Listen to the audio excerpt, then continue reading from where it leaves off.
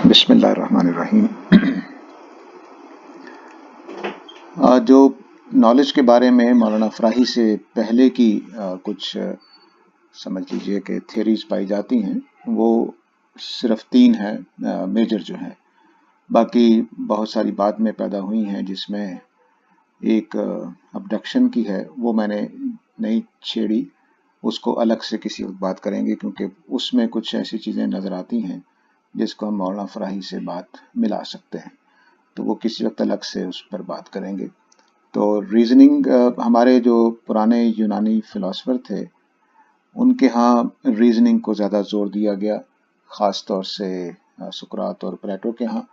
ارسطاٹل نے اگرچہ یہ سینس پرسیپشن کی بات بھی کی ہے، لیکن اس کو ایک نالج کی تھیوری کے طور پر اس نے پیش نہیں کیا، لیکن بہرحال وہ اس کو یوز کرتا رہا ہے۔ یعنی ہم کم از کم یہ کہہ سکتے ہیں کہ جو ہماری 16th سینچری میں آ کر ویسٹ نے جس چیز کو دریافت کیا ہے وہ ارسطاٹل کے زمانے سے پائی جا رہی ہے۔ مسلمان بھی اس کو استعمال کرتے رہے ہیں، لیکن اس کو as a source of knowledge جس پر ریلائی کیا جا سکے اس کے طور پر نہیں لیتے رہے۔ یہ نہ ارسطاٹل لیتا رہا ہے نہ کوئی اور لیتا رہا ہے، لیکن پہلی دفعہ سائنسدانوں نے اس کو یہ ویلیو دی تھی۔ پہلی چیز ریزننگ ہے۔ ریزننگ کا مطلب ہماری عام عقل نہیں ہے، جو جسمانی ہم اردو میں بولتے ہیں کہ عقل سے کام لینا یا قرآن عقل کے مطابق ہے۔ یہ جب ہم عقل کا لفظ بولتے ہیں تو یہ فلاسفرز کی عقل نہیں ہے۔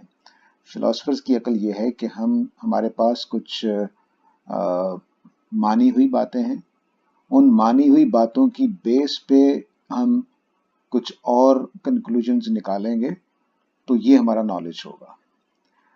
یہ جو مانی ہوئی باتیں ہیں جس کو وہ نیسیسری ٹروتھ کہتے تھے، یا پہلے سے ثابت شدہ جس کو دلائل دینے کی ضرورت نہیں ہے، تو نیسیسری ٹروتھ کے بیس پہ ہم کچھ نئی چیزیں سمجھتے ہیں کائنات کے اندر۔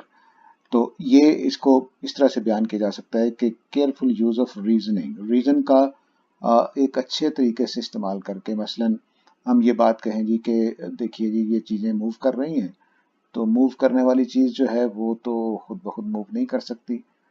اگر وہ چیز ہی ایسی ہے جیسے اینیملز ہیں یا اینیمیٹڈ تھنگز ہوتی ہیں، یہ اگر موو کر رہی ہوں تو سمجھ میں آتا ہے کیونکہ یہ سیلف اینیمیٹڈ ہیں۔ لیکن جو چیزیں موو نہیں کر سکتی، جیسا کہ میٹر کے بارے میں ہمارا کنسیپٹ ہے، تو اس کو موو کیسے کیا، کس نے کیا؟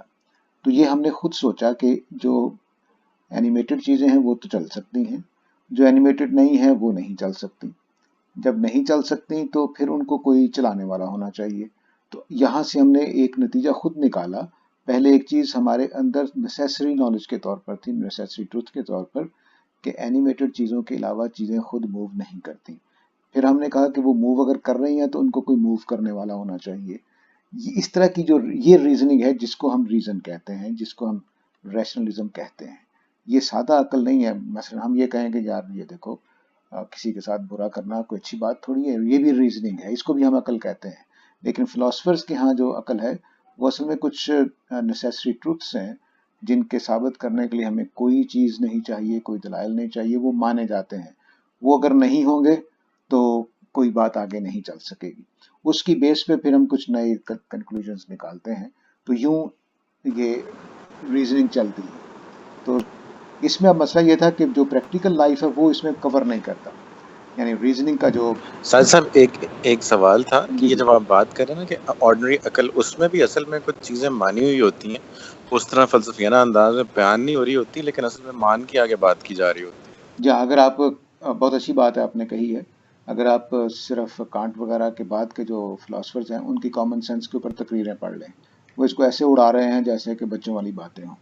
تو بالکل میں آپ کی بات سے اتفاق کرتا ہوں، مجھے اس سے کوئی اختلاف نہیں ہے کہ وہ بھی مانی ہوئی چیزوں پر چل رہی ہوتی ہے، لیکن اس میں کچھ باتیں غلط بھی چل رہی ہوتی ہیں۔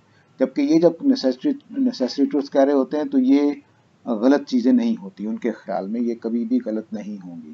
لیکن مثلا میں مان رہا ہوں کہ گرمی کے موسم میں پانی زیادہ پینا چاہیے، یا ہمارے ہاں لسی چلتی تھی یا سکنجبین چلتی تھی تو یہ زیادہ پینا چاہیے، تو یہ تصور کہاں سے آیا ہے؟ اس کو مذاق سے اڑا دیں گے۔ کیوں؟ کیونکہ یہ کسی بھی نیسیسری ٹروتھ پر بیس نہیں کرتی۔ اب سائنس نے آ کر کچھ اور چیزیں ڈال دی کہ سائنس کی بنیاد پر بھی کچھ چیزیں ہم مان سکتے ہیں۔ جی آپ کچھ کہنا چاہ رہے ہیں رضی صاحب؟ رہا تھا کہ یہ بس یہی کہہ رہا تھا کہ یہ بیسکلی تو فرق کانٹینٹ کا ہو جائے گا، پروسیس کا نہیں ہوگا ایز سچ اتنا زیادہ. ہاں نہیں پروسیس ہاں یوز وہاں بھی وہی چیزوں کو مان کے آگے بات کی رہی ہوتی ہے. اختلاف اس میں ہو جائے گا کہ وہ کن چیزوں کو مان رہے ہیں اور کس وجہ سے مان رہے ہیں اور یہاں کس وجہ سے مانا جا رہا ہے. اس میں ہاں میں یہ نہیں سمجھ پا رہا کہ آپ دو کون سی پارٹیز لے رہے ہیں، ایک ریزننگ والی اور دوسری کامن لوگ یہ لے رہے ہیں. جو آپ نے فرمایا نا کہ جس طرح ہم عام عقل استعمال کر رہے ہوتے ہاں ہیں وہ، بالکل، اور ایک یہ ریزننگ. مجھے آپ کی بات سے کوئی اختلاف نہیں ہے. یعنی پرانے زمانے کے کانٹ سے پہلے کے لوگ، ہیوم سے پہلے، یعنی ڈیکارٹ کہنا چاہیے، ڈیکارٹ سے پہلے کے لوگ سارے کے سارے اسی ریزننگ کو دونوں جگہ پہ استعمال ہوتا ہوا دیکھ رہے ہیں، عام زندگی میں بھی اور خاص زندگی میں بھی. لیکن ان لوگوں کے بعد پھر کامن سینس کو بالکل الگ کر دیا گیا، اس ریزننگ کو الگ کر دیا گیا اور شرنک کر دیا تھا آگے کانٹ نے، بالکل شرنک کر دیا اس کو. ہم آگے چلتے ہیں، ذرا بات سمجھ میں آ جائے گی.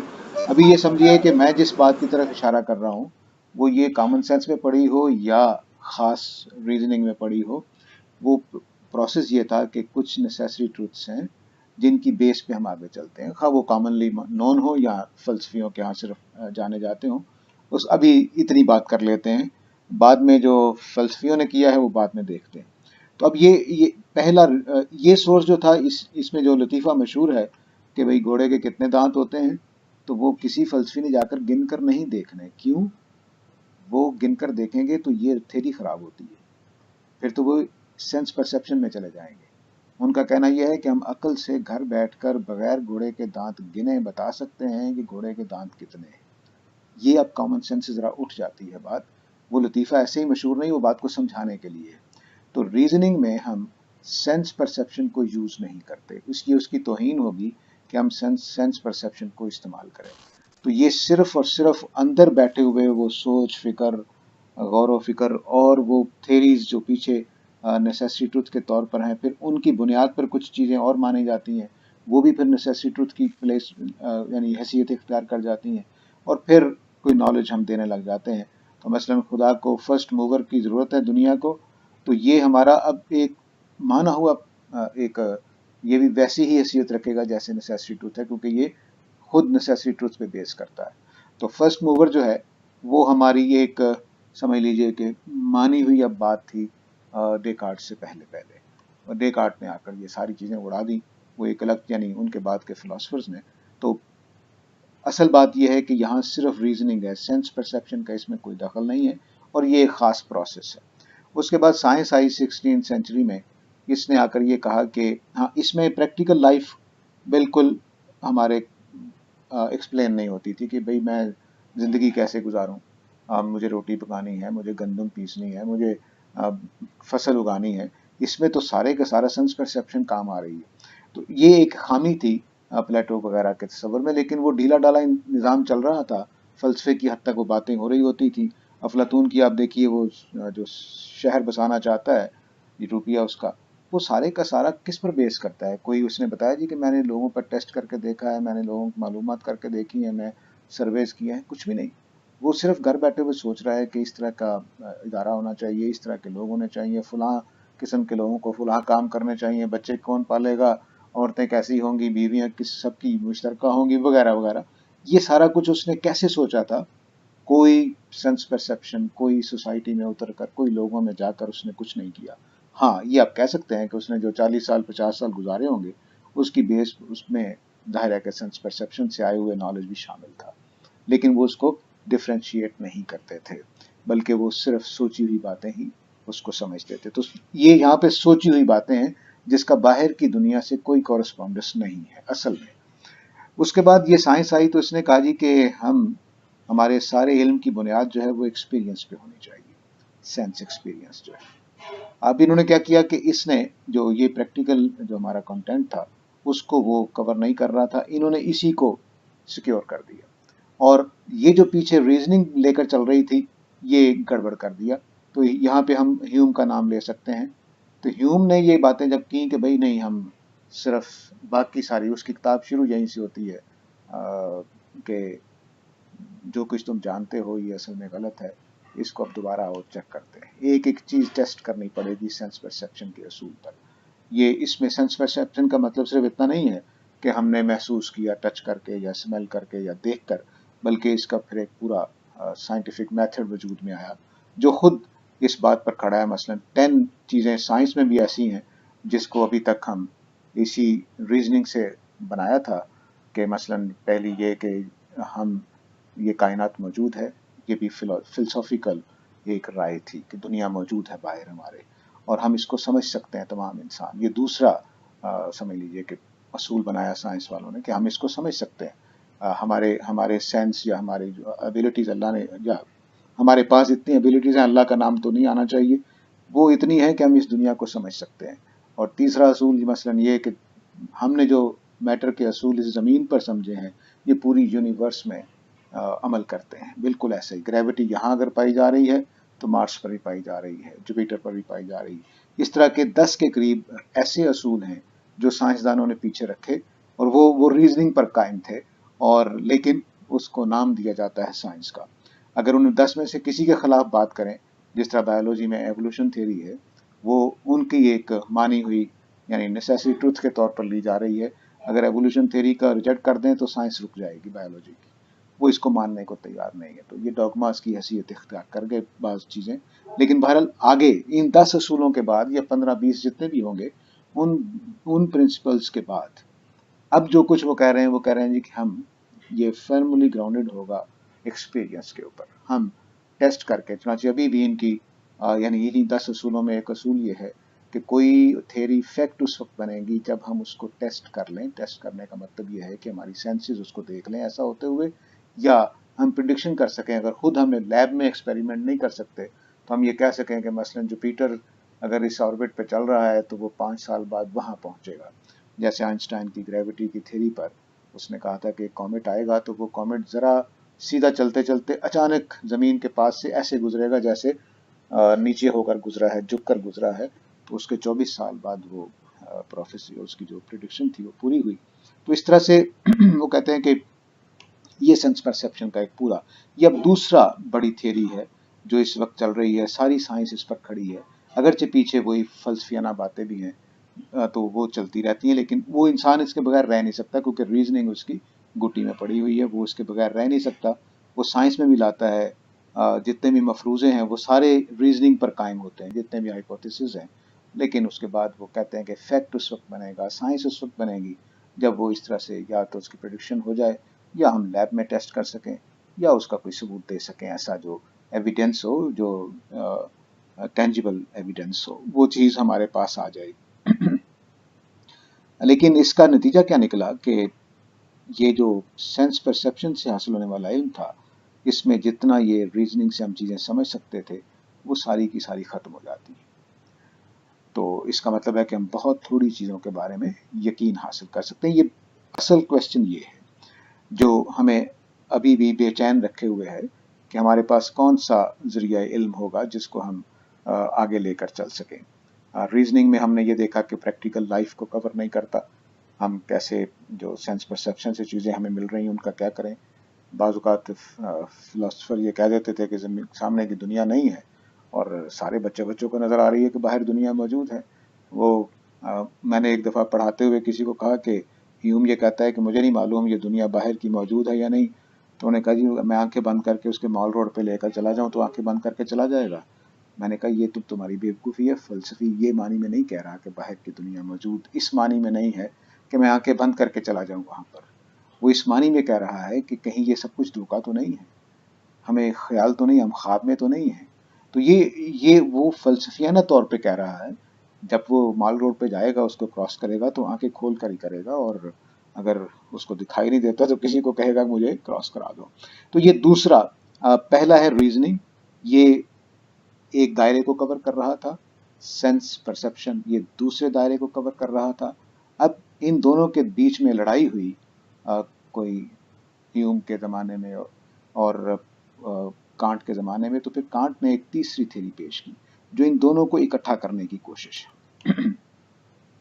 وہ یہ کہتا ہے کہ سنتھیٹک اے پرائری نالج پاسبل ہے. سنتھیٹک کا مطلب اس کا یہ تھا کہ ہم جو اے پرائری کا مطلب ہے وہی جس کا ایک حصہ مولانا فراہی بیان کر رہے ہیں. وہ یہ ہے کہ ہمارے پاس علم پیدائشی طور پر کچھ ہے لیکن وہ اس کو علم نہیں مانتا.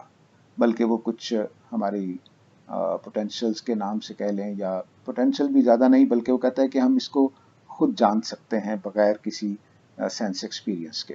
कुछ चीज़ें हम जान सकते हैं, जैसे उसने मैथमेटिक्स का नाम लिया है, जैसे आर्ट्स का नाम लिया है, मसलन पोइटिक जो चीज़ें हम बनाते हैं, जो ड्राइंग हम कर लेते हैं, ये हम ए प्रायरी तौर पर जानते हैं। और सिंथेटिक से मुराद ये था कि जो सेंस परसेप्शन से आया हुआ इल्म है। तो अब इसका उस एक समझने के लिए यूं भी समझिए कि मसलन ये कहना कि 2+2 इज इक्वल टू 4, ये हमारा ए प्रायरी नॉलेज है। अब यहाँ फितरत नहीं है, ये वाजे रहे। फितरत जब इसमें आएगी तो काम खराब हो जाता है। सिंथेटिक का मतलब ये है कि हम ये जानते हैं कि बर्फ ठंडी होती है, तो बर्फ का ठंडा होना, आइस का कोल्ड होना, ये हमें सिंथेटिक हमारा, इन दोनों को अगर मिला दें तो फिर हम, क्योंकि उसका ये जुमला है कि we must allow the structure of our concepts shape our experience of object, कि हमारे जितने भी हम हमारा अपना जो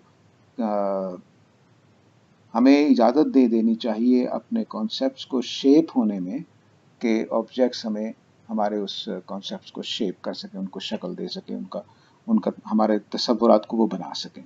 तो ये ए प्रायरी, सिंथेटिक ए प्रायरी का ये नॉलेज है। ये तीन बड़ी थेरीज हैं। अबडक्शन जो है वो पार्सले के इस तरह का नाम है, अब वो क्या फिलोसफर, बहुत बड़ा आदमी है वो। ऐसा लगता है कि एक एक चीज़ के ऊपर उसकी नज़र है, जितनी भी पिछले 4000 साल में बनी थी, और फिर उसने नई थेरीज दी, नए तसव्वुरात दिए। वो कहते हैं कि ये अबडक्शन है। अबडक्शन का मतलब वो ये लेता है कि हम जितने भी जो कुछ भी सोचते हैं, ये आइडिया गालिबन कांट के यहाँ भी ये जो बात है कि हमारे जो तसव्वुरात हैं वो बाहर से बनते हैं, यानी जो कुछ हम बाहर महसूस करते हैं उससे हमारे कॉन्सेप्ट बनते हैं, और उसको ए प्रायरी नॉलेज में का हिस्सा बनता चला जाता है। तो वो कहता है कि दुनिया में जितने भी फ़लसफ़ी पैदा हुए, जितने भी साइंसदान पैदा हुए, क्या उन्होंने सेंस परसेप्शन से चीज़ें डिस्कवर की थी, या अंदर की कोई सलाहियत थी? तो कहते हैं ना डिडक्शन है ना इंडक्शन है, बल्कि अबडक्शन है। यानी हम बैठे बैठे हमारे दिल में ख्याल आ जाता है कि ओहो ये है। तो मसलन न्यूटन को बैठे बैठे एप्पल के ट्री के नीचे ये ख्याल आया कि ग्रेविटी पाई जाती है। अगरचे ये कहानी है, क्योंकि मैं पहले भी आपको बता चुका हूँ कि इब्न खल्दून की किताब में ग्रेविटी पूरी ऐसे ही लिखी हुई जैसे न्यूटन ने बयान की थी। लेकिन बहरहाल अबडक्शन वो कहता है कि मैं बैठे बैठे जब, कहता है वो सारे साइंसदानों के जितने पैदा हुए थे उसके ज़माने तक, उन सब की तारीख उठाकर देख लें, क्या उनको साइंटिफिक मेथड ने चीज़ें सिखाई थी? क्या मैं साइंटिफिक मेथड अप्लाई करूं किसी चीज़ पर तो मैं आइंस्टाइन जैसी बात निकाल सकता हूं? हरगिज़ नहीं। वो कहता है कि आइंस्टाइन ने अबडक्शन को यूज़ किया था, उसके उसके अंदर कोई ताकत है ऐसी जिसने उन चीज़ों को यूं रीड कर लिया जैसे मैं नहीं कर सकता। तो ये अबडक्शन है। ये एक पांचवी थेरी है मौलाना फराही की डालकर, लेकिन चूंकि ये मौलाना फराही से पहले गए तो हम इसको चौथे नंबर पर डाल सकते हैं। मैंने इसको इसलिए रखा था कि हम इसको बाद में पढ़ेंगे, लेकिन अब चूंकि बात हो गई थी तो इसका तारुफ होना ज़रूरी था। तो रीजनिंग है, सेंस परसेप्शन है, और सिंथेटिक ए प्रायरी है। ये तीन बड़ी थेरीज हैं, और चौथी अबडक्शन है। इसको ज़्यादा पॉपुलर नहीं किया जा रहा, क्योंकि अगर ये पॉपुलर होती है तो साइंटिफिक मेथड के ऊपर चोट पड़ती है, कि क्योंकि अभी तक साइंसदान ये कह रहे हैं, ये 10 चीज़ों में साइंटिफिक मेथड भी एक फिलोसॉफिकल रीजनिंग पर बेस तरीका है, लेकिन उसको ये यूं मनाया जाता है कि जैसे साइंटिफिक मेथड ही से हमने सब कुछ डिस्कवर किया है। और इसने, जो पार्सले था, इसने इतनी मिसालें दी हैं कि फलां थेरी में कौन सा साइंटिफिक मेथड यूज़ हुआ, बल्कि तोड़ा गया, बल्कि उसके धिज्जियाँ उड़ाई गई, उसका मजाक उड़ाया गया, ये सब कुछ उसने अपने मैं इसका आपको लिंक भेज दूंगा। ये बहुत बड़ा, इसकी पूरी, इसके नाम से पूरी वेबसाइट है जिस पर इसकी सारी थेरीज दी हुई हैं, तो वो आप देख लीजिएगा। तो ये मौलाना फराही ने अब एक नया नज़रिया दिया है। अब यहाँ पर सबको आप देख लें कि रीजनिंग हो या सेंस परसेप्शन हो या सिंथेटिक ए प्रायरी हो या अबडक्शन हो, जस्टिफायर कोई भी नहीं है। यानी ये बताने के लिए कि आपने जो चीज़ दरियाफ्त कर ली है वो सच्चाई है, सवाए इनके बताए हुए टेस्ट, प्रोडक्शन और देख लेने के नज़रिए के सिवा। कि मसलन मैंने खुद देख लिया कि बाहर مثلا مجھے کہا کسی نے کہ باہر کوئی آیا ہے، میں کیا تو واقعی باہر کوئی موجود تھا. مجھے میری وائف نے بتایا کہ سورج چڑھا ہوا ہے، میں نے کھڑکی کا پردہ اٹھا کر دیکھا سورج چڑھا ہوا تھا. یہ تو ہم ساری زندگی استعمال کرتے آئے ہیں. اسی طرح ان ساری جو سینس پرسیپشن ہے اس کے ساتھ پھر اور 3-4 تھیریز جوڑ دی گئیں، مثلاً جس کو ہم کورسپونڈنس تھیری کہتے ہیں جو بھی میں نے مثال دی ہے. پھر اسی طرح ایک تھیری ہے کہ جس کو کوہرنس تھیری کہتے ہیں. کوہرنس تھیری کا مطلب ہے کہ ابھی تک جتنا ڈیٹا ہمارے پاس اویلیبل ہے اس میں ہماری نئی تھیری فٹ بیٹھتی ہو. مثلاً ہم نے کہہ رکھا ہے کہ ایوولوشن ہو رہی ہے تو جتنی انفارمیشن آ رہی ہیں اگر اس میں فٹ ہو رہی ہیں تو وہ ٹروتھ ہیں، وہ جسٹیفائیڈ ہیں، کیونکہ ابھی تک جو ڈیٹا ہے وہ سارا اس کو قبول کر رہا ہے. تو یہ اس طرح کی بہت ساری اور چھوٹے نظریات ہیں جو ان کے ساتھ جڑے ہوئے سینس پرسیپشن کے ساتھ یا ریزننگ کے ساتھ یا سنتھیٹک، کیونکہ ریزننگ ہائپوتھیسس قائم کرتی ہے اور سینس پرسیپشن سے ہم اس کو ٹیسٹ کرتے ہیں. تو ابھی تک تو یہ چل رہا ہے. اگرچہ فلاسفر جو ہیں ہمارے دور کے، مثلاً آکسفورڈ یونیورسٹی کے پڑھانے والے اور ادھر ادھر، وہ سارے یہ کہتے ہیں کہ ہیوم جیت گیا ہوا ہے اور کانٹ ہار گیا ہوا ہے. لیکن اگر پریکٹیکلی دیکھیں تو اصل میں کانٹ جیتا ہوا ہے، کیونکہ کانٹ ہی کا نظریہ ہے جو چل رہا ہے کہ sense perception plus reasoning, synthetic a priori کی تھیری، یہ اصل میں پریکٹیکل تھیری ہے. اور سائنس کی ساری بنیاد میرا خیال ہے کہ کانٹ کے نظریے پر کھڑی ہے. لیکن بہرحال وہ یہ کہنے کو تیار نہیں ہے، کیونکہ اے پرائری نالج کو مان لینے کا مطلب یہ ہے کہ ٹیبولا راسا کا جو تصور تھا کہ انسان خالی سلیٹ لے کر پیدا ہوتا ہے وہ ریجیکٹ ہو جائے گی. تو یہ میں چاہتا تھا کہ مولانا فراہی سے یہ اصل میں پہلی کلاس سے پہلے ہی ہونا چاہیے تھا تاکہ یہ تصورات جو ہیں وہ واضح ہو جائیں. لیکن وہ بس میرا خیال تھا کہ اس کی ضرورت نہیں پڑے گی. لیکن آپ لوگوں کے سوالات سے، اور اب اس کو کنفیوز نہیں کرنا چاہیے، جب مولانا فراہی بھی بولیں گے عقل تو یہ فلسفیوں والی ریزننگ ہے، اور جب وہ ہم حواس بولیں گے تو یہ سائنسدانوں والے حواس ہیں جس میں ریزننگ کا کوئی دخل نہیں ہے. اور جو ہماری عام عقل ہے وہ سینس پرسیپشن پلس ریزننگ سے مل کر بنی ہوتی ہے، جس کو رضی صاحب ابھی بات کر رہے تھے. وہ اصل میں ان دونوں کا مجموعہ ہوتی ہے. ہماری کامن سینس میں سینس پرسیپشن پلس ریزننگ ان دونوں سے حاصل شدہ علم ہوتا ہے. اور کانٹ اسی طرف لے جانا چاہتا ہے کہ ہمارے پاس دو طرح کے صلاحیتیں ہیں، ایک اے پرائری چیزیں ہیں اور ایک سنتھیٹک ہیں. کہ مثلا برف ٹھنڈی ہوتی ہے، یہ جو کالے رنگ کا جانور باہر پھر رہا ہے اور بھونک رہا ہے یہ کتا ہوتا ہے، یہ میں سنتھیٹکلی جانتا ہوں. اور اے پرائری کے طریقے پر میں میتھمیٹکس کو جانتا ہوں اور بہت ساری چھوٹے بڑے کا تصور، کاؤنٹنگ، یہ ساری چیزیں میں اے پرائری طریقے پر جانتا ہوں. تو یہ 3 پاپولر تھیریز ہیں. اصل میں تو اس وقت جو سب سے زیادہ پاپولر ہے وہ سیکنڈ ہے، لیکن بہرحال یہ مانی ہوئی فلسفیوں کے ہاں ہے. ابڈکشن کے وہ پردے میں رکھا گیا ہے. شاید آپ لاجک کی ساری کتابیں پڑھ جائیں، کیونکہ نہ یہ لاجک میں فٹ آتی ہے نہ یہ سائنٹیفک میتھڈ میں فٹ آتی ہے. تو یہ ایک کویسچن مارک کے ساتھ کتابوں میں پڑی ہوئی ہے. اور غالباً مولانا فراہی کے ساتھ بھی ایسا ہی ہوگا کہ اگر یہ ویسٹ میں چلی جاتی ہے تو اس کے ساتھ بھی یہی ہوگا جو ابڈکشن کے ساتھ ہوتا ہے. وجہ کیا ہے؟ وجہ یہ ہے کہ ہم ابڈکشن کو بھی کسی رول میں، قاعدے میں نہیں لا سکتے، اور فطرت کی تھیری کو بھی ابھی تک جو کچھ پیش کیا گیا ہے ہم کسی قاعدے میں نہیں لا سکے. مثلا احمد جوید صاحب ہمارے ساتھیوں میں سے جو ان کے پاس جاتے ہیں یہ سوال پوچھتے ہیں کہ فطرت ہوتی کیا ہے، اس کو ڈیفائن تو کر چھوڑیں کسی وقت. اب ڈیفائن کرنا جو ہے وہ مولانا فراہی آج پڑھائیں گے انشاءاللہ. تو آگے چلتے ہیں جی اللہ کا نام لے کر. تو ہم نے مولانا فراہی کو سر جی یہ جو ایرسٹوٹل کی وہ بات تھی، وہ پیراگراف جو ہے وہ غالباً وہ سینسری پرسپشن سے ہی ریلیٹڈ ہے، جس میں وہ بالکل انیٹ نالج کی بات کرتا ہے. بالکل بالکل رائٹ. اور وہ دوسرا وہ ٹیبولر راسا کو وہ کلین سلیٹ منوانے کے لیے اس لیے اصرار کرتے ہیں تاکہ وہ وہ اس میں وہ جو آپ نے بھی کیا ورڈ یوز کیا تھا کہ اس کے لیے کوئی تھیری فارمولیٹ ہو جائے، کوئی رولز ڈیفائن ہو جائے. جب تک وہ نہیں ہوں گے تو تب تک وہ نہیں مانیں گے. دوسری بات یہ ہے کہ جیسے ہی ہم سینس پرسیپشن کو چھوڑ دیتے ہیں اور کہتے ہیں کہ نہیں یہ تو کوئی جسٹیفائڈ نالج حاصل نہیں ہوتا ان سے، جیسا کہ سینس کے بارے میں جو پرانے ہمارے فلسفی تھے وہ دیکھیے بالاجماع کہہ رہے ہیں سارے. ارسطو کے بعد، حالانکہ ارسطو نے اس کو استعمال بھی کیا ہے، لیکن ان کے سمیت بہت سارے لوگ ہمارے ہاں मुल्ला सदरा तक, सारे के सारे इन को कहते हैं कि सेंस गलती करती है। हमने मौलाना फराई का भी इन पर तबसरा पढ़ा था पिछली क्लास में कि वो सेंस गलती नहीं करते, हमारी रीजनिंग गलती करती है पीछे जो काम कर रही होती है। तो बहरहाल ये पुरानी बात चली आ रही थी, तो साइंसदानों ने बड़ा जोर लगा के ये मनवाया है कि अरस्तु की वो बात जो थी, जो उसने सेंसरी परसेप्शन के बारे में कही थी, वो मान लो कि वो दुरुस्त थी।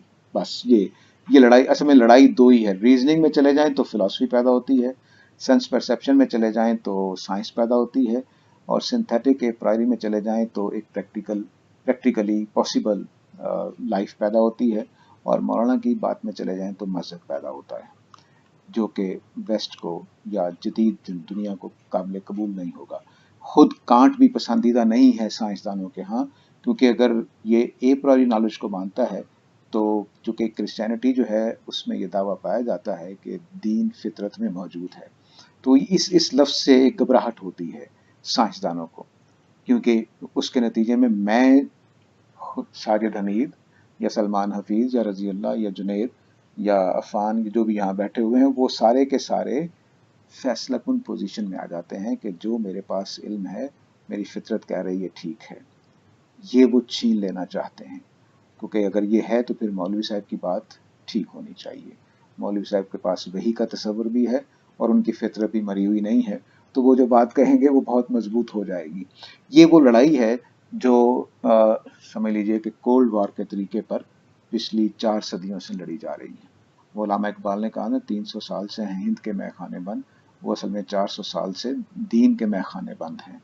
उसमें हमारे पास आज आकर दो लोग हैं, एक मौलाना फराही नजर आते हैं जो इसको चैलेंज कर रहे हैं सारे को, और एक वो लोग हैं जो जोर लगा रहे हैं कि ये सब कुछ बकवास है, ना रीजनिंग की कोई वैल्यू है, ना सेंस परसेप्शन की कोई वैल्यू है, ना सिंथेटिक ए प्रायरी की कोई वैल्यू है, असल वैल्यू वही की है। ये दूसरा ग्रुप है जो ईसाइयों के यहाँ भी, ईसाइयों ने एक और रास्ता इख्तियार कर लिया, वो शिकस्त है एक तरह की। वो कहते हैं कि तौरात में जितने हिस्टोरिकल इवेंट्स बयान हुए हैं वो सारे के सारे मजाजी हैं, हकीकी नहीं है। हज़रत मूसा ने जो सैलाब आया, जब मेंढक आए, या फिरौन का पहलोटी का बेटा मारा गया, या ये हुआ, वो सिर्फ सिंबॉलिक बातें हैं, असल में ऐसा कुछ नहीं हुआ था। तो अब ये एक शिकस्त है। मुसलमानों ने अभी अल्लाह ताला इनके इस जज्बे को कायम रखे और इसके बतन से अच्छी चीज़ें बरामद हो, उन्होंने इस बात को मानने से इनकार कर रखा है अभी तक कि इनकी कोई वैल्यू है।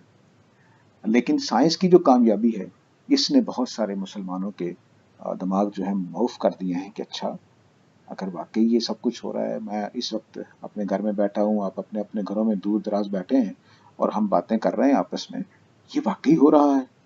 साइंस की ये जो टेक्नोलॉजी की कामयाबी, असल में साइंस की कामयाबी नहीं है, लेकिन भारत साइंस के खाते में जा रही है।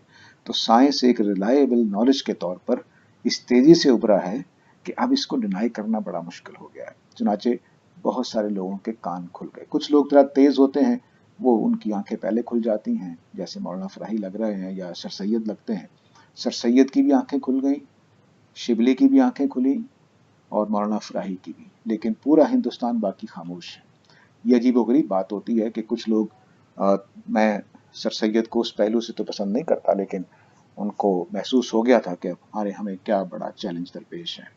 अगरचे उन्होंने नॉलेज की थ्योरी पर कोई काम नहीं किया, अगर वो भी करते तो शायद मौलाना फराही और ज़्यादा आगे चले जाते, लेकिन मौलाना फराही ने जो नॉलेज की थ्योरी पर काम किया है, ये मेरा ख्याल है कि कबल इस वक्त की चीज़ को समझ लेना है।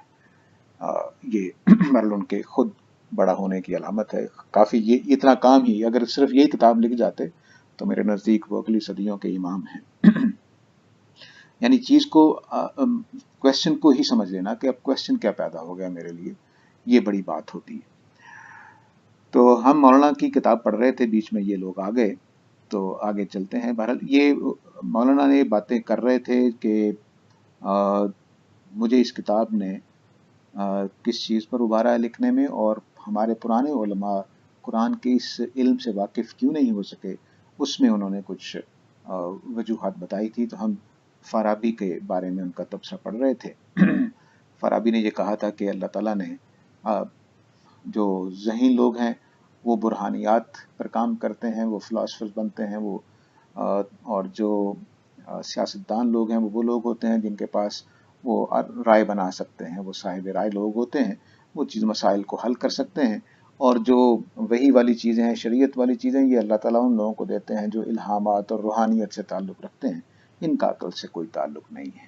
البتہ مولانا نے بیچ میں یہ ان کا جملہ پکڑ لیا تھا کہ البتہ کچھ باتیں وحی میں بھی ایسی آ جاتی ہیں جو عام لوگ نہیں سمجھ پاتے. تو اب یہ مولانا کہہ رہے ہیں کہ فہذا قول من قد آمن بالوحی. تو یہ اس آدمی کی بات ہے، یہ جو آخری بات میں نے آپ کو سنائی ہے، کہتے ہیں کہ یہ اس آدمی کی بات ہے جو وحی پر ایمان لا چکا ہے. قد آمن بالوحی، ایسا نہیں ہے کہ وہ منکر وحی ہے. وحی پر ایمان لانے والے آدمی کی بات یہ ہے کہ وحی میں کوئی عقل والوں کے لیے کوئی بات نہیں ہے. فزعم، تو اس نے یہ خیال کیا کہ انہو انما جاء بالاکنائیات، کہ وحی کے اندر، اس کا جو فائل ہے وہ وحی ہے، وحی کے اندر صرف اکنائیات آئی ہیں. اکنائیات کے بارے میں بات کر چکا ہوں کہ وہ باتیں جس پر بس دل مطمئن کر، یار اللہ نے کہا ہے مان لو، بس ٹھیک ہے، اللہ کے رسول نے کہا ہے، وہ کوئی جھوٹ تھوڑا بولتے ہیں. تو یہ اکنائیات ہیں، بس تسلی ہو گئی جی. مثلا میں نے پوچھا اپنی ماں سے کہ یہ دنیا کس نے بنائی ہے، میری ماں نے کہا اللہ نے بنائی ہے، مجھے میرا اطمینان ہو گیا. تو یہ مذہب کے جو بھی وحی لے کر آتی ہے اس کی انہوں نے یہ حقیقت بیان کر دی کہ وہ اکنائیات ہیں. بس اطمینان دلا دیا، سوال کا جواب ہو گیا، نہیں ہو گیا، بس ختم ہو گئی. اب ٹھیک ہے یا نہیں ٹھیک، وہ تو برہان بتائے گی. تو برہان کا وحی سے کوئی تعلق نہیں ہے، دلیل بتائے گی. وَأَنَّ الْبَرَاهِينَ الْحَقِيقِيَّةَ إِنَّمَا هِيَ مَعَ الْفَلَاسِفَةِ، اور جو حقیقی دلائل ہیں وہ فلسفیوں کے پاس ہوتے ہیں، وہ وحی والوں کے پاس نہیں ہوتے. ثم تابعہ المتاخرون، پھر فارابی کی اس بات کو سب لوگوں نے بعد میں فالو کیا اور وہ یہی بات کہنے لگ گئے. اور عجیب و غریب بات یہ ہے کہ آپ علامہ امام غزالی کو دیکھیے اور شاہ اللہ کو دیکھیے، یہ لوگ مذہب سے بہت اچھی طرح واقف ہیں. یعنی باقی فارابی وغیرہ کے بارے میں تو ہم کہہ سکتے ہیں کہ شاید مذہب سے واقف نہ ہوں، لیکن میرا خیال ہے کہ مذہب سے وہ واقف تھے. لیکن کہہ سکتے ہیں کہ بھئی وہ پیور ریلیجن کے واقف نہیں ہوں گے. لیکن غزالی، شاہ ولی اللہ یہ تو بالکل واقف ہیں، ان کا بھی تصور یہی ہے. وَلَمْ يَكُنْ ذَلِكَ إِلَّا لِعَدَمِ تَدَبُّرِهِمْ کتاب اللہ الحکیم. یہ رائے ان کی اس لیے بنی کہ انہوں نے اللہ کی کتاب میں تدبر ہی نہیں کیا، غور ہی نہیں کیا. مجھے یہ آیت جملہ پڑھ کے لگتا ہے کہ مولانا اصلاحی نے شاید اپنی تفسیر کا نام اسی سے رکھا ہے. تو کہتے ہیں کہ ولم یکن ذالک الا لعدم تدبرہم کتاب اللہ الحکیم. تو یہ چیز ان کو اس لیے پیدا ہوئی ان کے ذہن میں یہ رائے کہ انہوں نے اللہ کی کتاب پر غور نہیں کیا. کون سی کتاب پر؟ یہ بہت اہم ہے. مولانا کی میں نے جیسے اس کے پریفیس کے آغاز میں بتایا تھا کہ وہ بعض چیزیں ایسی لے کے آتے ہیں جو عام مصنفین نہیں لے کے آتے. تو کہتے ہیں کہ اللہ کی کتاب جو حکیم ہے، جس کے اندر حکمت ہے، اور حکمت اور فلسفہ ہم معنی الفاظ ہیں. یعنی فلسفی کا مطلب وزڈم ہے اور حکمت کا مطلب بھی وزڈم ہے. تو اب وہ کہتے ہیں کہ اللہ کی کتاب حکیم جو ہے، حکمت سے بری ہوئی کتاب جو ہے، فلسفے سے بری ہوئی کتاب جو ہے، اس پر انہوں نے چونکہ غور نہیں کیا، اس لیے ان کی یہ رائے بن گئی. وَسَتَطَّلِعُ عَلَىٰ قُصَارَىٰ سَعْيِهِمْ فِي أَمْرِ الْإِبْدَاعِ. تو عنقریب میری اس کتاب کے ذریعے سے آپ ان کی بہت زیادہ جو کوشش کی، انہوں نے بڑی دور کی کوڑیاں لے کے آئے، بڑی محنت کی، صدیاں لگا دیں کہ کائنات کیسے بنی اور توحید کے مسائل کیا تھے. ان پر آپ عنقریب آگاہ ہو جائیں گے کہ انہوں نے کتنی بڑی غلطیاں کی. وما ہم علیہ من الزیغ والباطل، اس میں کتنی باطل باتیں ہیں اور کتنی کجی باتیں ہیں. تو یہ کہتے ہیں کہ میری اس کتاب سے تم عنقریب سمجھ جاؤ گے کہ انہوں نے چونکہ اللہ کی کتاب پر غور نہیں کیا اور سمجھا کہ ہمارے پاس ہی بہترین اقوال ہیں، بہترین باتیں ہیں، ہمارے پاس ہی براہین ہیں. اور ان براہین کا مولانا فراہی تو پھر بڑا لحاظ کر کے بات کر رہے ہیں. جو ہمارے فلسفیوں نے، ماڈرن زمانے کے لوگوں نے مذاق اڑایا ہے ان ساری باتوں کا، ایک ایک پیچھے کا کلیہ، ایک ایک نیسیسری ٹروتھ اڑا کے رکھ دیا بالکل. تو مولانا نے تو پھر بڑا لحاظ کیا ہے. کہتے ہیں کہ تم دیکھو گے اگلی ہماری اس کتاب میں کہ جو کتنی چیزیں ہیں جو انہوں نے حاصل کی. اور لفظ کیا بولا ہے؟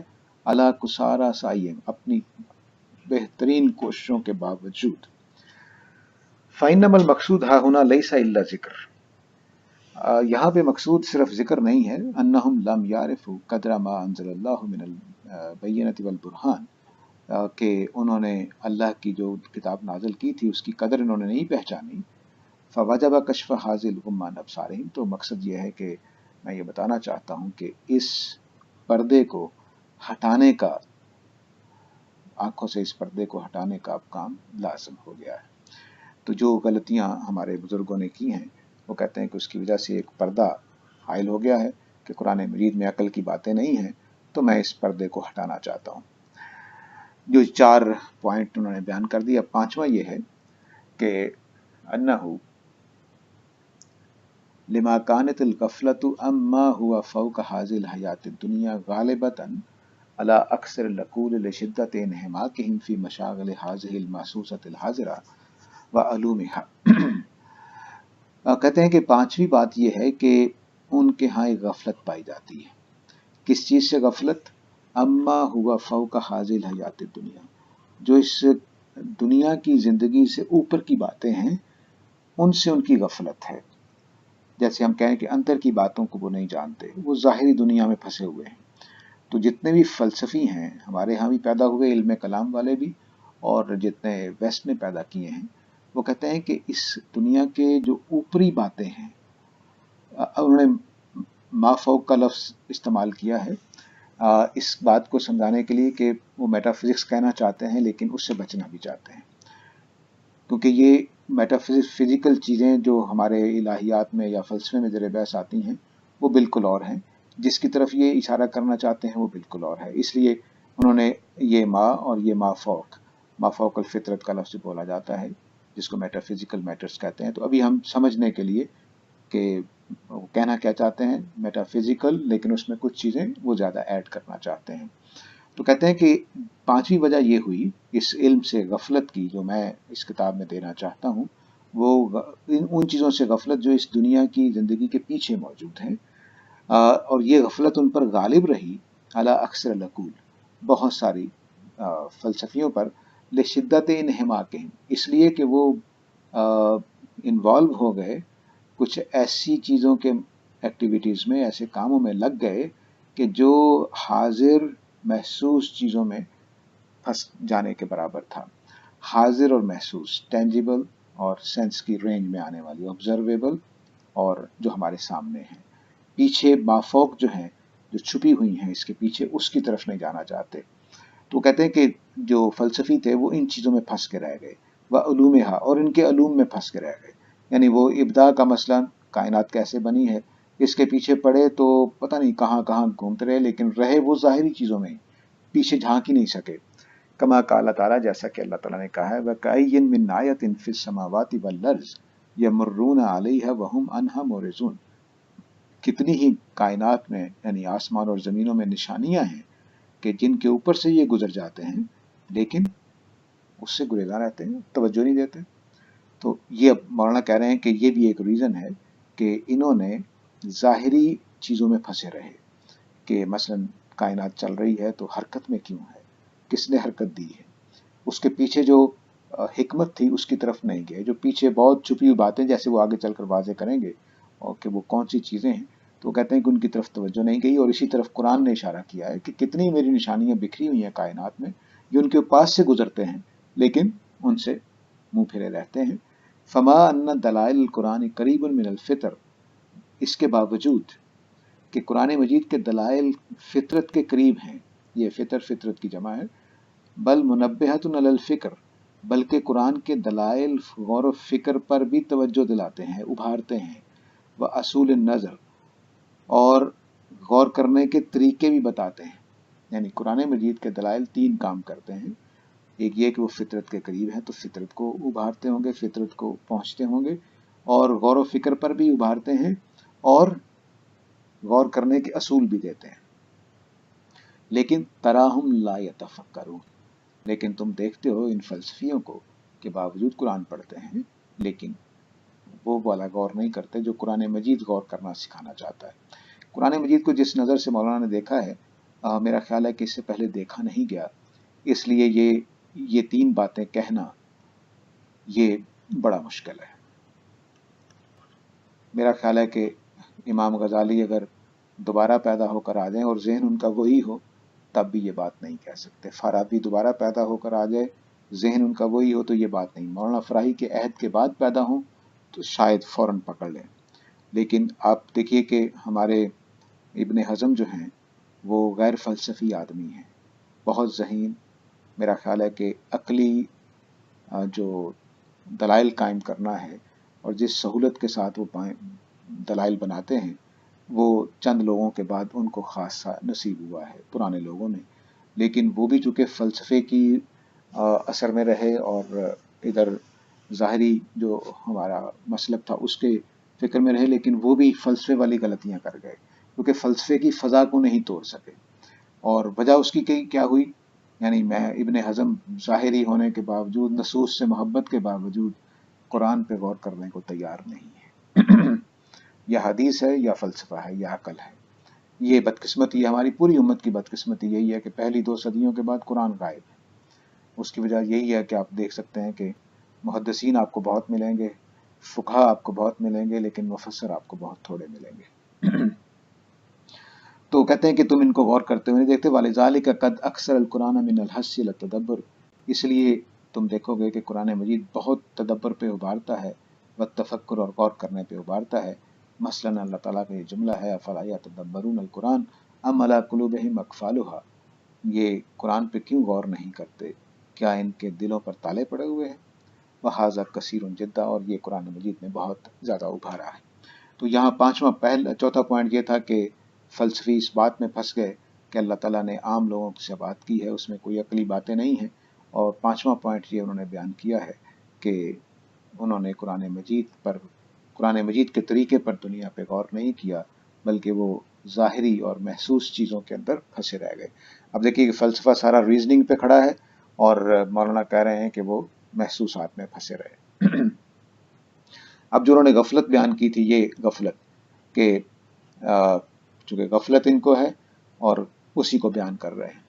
بَالْغَفْلَةُ هِيَ عَدْمُ النَّظَرِ فَهِيَ سَبَبُ عَدَمِهِ، کہتے ہیں غفلت ہی غور نہ کرنے کا سبب ہے. نہیں، غفلت ہے کہ غور نہ کرنا. غفلت انہوں نے کہا کہ میری مراد غفلت سے یہ ہے کہ وہ غور نہیں کر رہے. فَهِيَ سَبَبُ عَدَمِهِ، تو اس لیے یہی سبب ہے انکار کا کہ قرآن مجید میں عقلی باتیں نہیں ہیں، قرآن مجید عقل پر قائم نہیں ہے. تو یہ وجہ یہ بنی ہے کہ وہ غفلت میں پڑے ہوئے، یعنی انہوں نے غور نہیں کیا قرآن مجید. وَلَكِنَّهَا إِنَّمَا نَشَأَتْ مِنَ الْانْحِمَاقِ فِي الظَّاهِرِ، لیکن یہ جو غفلت پیدا ہوتی ہے یہ ظاہری چیزوں میں انحماق کی وجہ سے، ان میں پھنس جانے کی وجہ سے، ان میں لگے رہنے کی وجہ سے پیدا ہوتی ہے، جو چیزیں ظاہری طور پہ ہمارے سامنے موجود ہیں. وَهَٰذَا أَطَّلَ قَبْلَ الْعَقْلَ، یہی چیز جو یعنی انحماق جو ہے ظاہری چیزوں میں، یہ ہماری عقل کی قوتوں کو معطل کر دیتا ہے، ان کو کام کرنے کے قابل نہیں چھوڑتا. وَأَغْلَقَ غُرَفَ الْإِدْرَاكِ، اور ادراک کے سارے دروازے بند کر دیتا ہے. لما هو المشہود فی الانفس، ان چیزوں کو سمجھنے کے جو ہمارے دلوں کے اندر مشہود ہیں، آبزرویبل ہیں. یہ بہت اہم لفظ ہیں مولانا کے، یعنی ایک آبزرویبل وہ چیزیں ہیں جو ہماری 5 سینسز میں آتی ہیں، ایک وہ ہیں جن کو ہم اندر جھانک کے آبزرو کر سکتے ہیں. والآفاق، اور آفاق میں بھی یعنی باہر کی دنیا میں بھی. نفس کا مطلب ہے ہمارے اندر اور آفاق کا مطلب ہے ہمارے باہر. جو ہمارے فلاسفر گزرے ہیں، ڈیکارٹ نے جب یہ کہا تھا کہ میں ہوں، تو اس نے بڑی مشکل سے اپنے نفس کو منوایا تھا، میں سوچتا ہوں اس لیے میں ہوں. اور آفاق تو بڑی مشکل سے سائنسدانوں نے منوایا ہے کہ دیکھو باہر موجود ہے، اب کیا کریں. تو ان کا جو پہلا اصول میں نے ابھی بتایا آپ کو کہ وہ یہ ہے کہ دنیا ہے، ایگزسٹ کرتی ہے اور ہم اس کو سمجھ سکتے ہیں، یہ دوسرا اصول ہے. تو یہ اگر آپ اسٹیفن ہاکنگ کا جملہ پڑھیں تو کہتا ہے کہ جو ڈیکارٹ ہے وہ بڑا فلسفی نہیں ہے دور حاضر کا، بلکہ پہلا سائنسدان ہے جس نے کائنات کو مانا ہے. تو یہ بالکل درست بات ہے. ہم 2 چیزوں کو مانتے ہیں، مذہبی لوگ جو ہیں خاص طور سے دین ابراہیمی کے، وہ انفس کو بھی مانتے ہیں اور ادراک کو بھی، باہر کی دنیا کو بھی مانتے ہیں. یہ بہت بڑی بات ہے کہ ہم پہلے سے ہی اس تصور پہ قائم ہے جو ڈیکارٹ نے 2000 سال کے بعد، 3000 سال کے بعد منوایا بڑی مشکل سے. مذہب نے ہمیں وہاں کھڑا کیا ہوا تھا، کس وجہ سے وہ مولانا بتائیں گے کہ اس کے بھی استدلال ہیں. اب کہتے ہیں کہ یہ جو راستے بند کر دیے کس چیز کے، اب وہ یہ بات سامنے رکھی جو پیچھے انہوں نے کہی تھی کہ ما فوق حاضل حیات دنیا، میٹا فزیکل میٹرز، لیکن وہ والے نہیں جو فلسفی کہتے ہیں بلکہ کچھ اور. اب ان کی طرف وہ اشارہ کر رہے ہیں. کہتے ہیں کہ انہوں نے راستے بند کر دیے. غرف کا اصل مطلب ہے کمرے، لیکن راستے مراد دیا انہوں نے. اور انہوں نے ادراک کے، باتوں کو سمجھنے کے راستے بند کر دیے ان چیزوں کے جو مشہود ہیں دل کے اندر اور کائنات کے اندر، یعنی آبزرویبل ہیں دل کے اندر بھی اور کائنات میں بھی.